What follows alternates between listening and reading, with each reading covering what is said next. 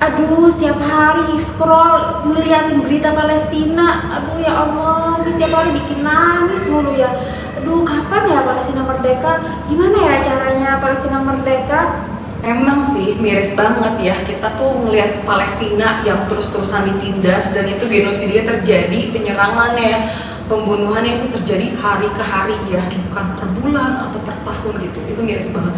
Nah, ada beberapa cara kok, tenang aja, yang kita bisa lakuin untuk ngebebasin Palestina secara sistematis. Terus caranya apa? Aku boykot udah, terus menyuarakan tentang Palestina udah, posting udah, apa lagi dong? Buat kamu yang udah ngelakuin semua itu, gue coba banget sih, udah keren. Tapi ada langkah-langkah mendasar dan sistematis yang bisa kita lakuin.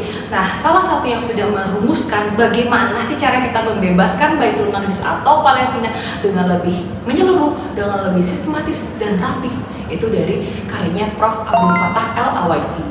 Nah, ada beberapa step sih teman-teman, tapi setidaknya ini lebih penting nih daripada sekedar emosi kita.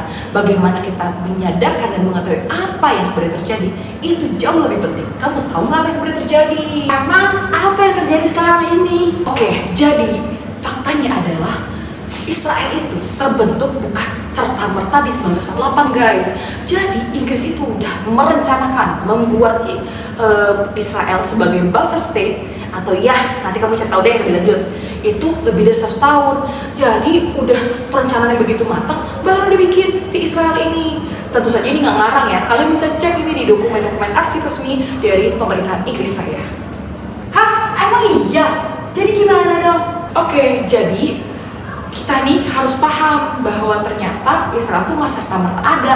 Israel tuh tentu saja ada yang melahirkan, tentu saja yang mendukung. Ibaratnya bayi nih, Inggris itu mamanya, PBB itu bidangnya, Amerika itu bapaknya. Nah, kalau mau cari tahu lebih lanjut, bisa sih belajar lagi yang lebih lanjut. Yang jelas kita harus untuk Palestina ini kita nggak serta-merta asbun atau FOMO. Kita harus punya pemahaman yang mendalam dan juga mendasar. Jadi kita mengerti kenapa kita harus membebaskan Baitul Maqdis atau Palestina.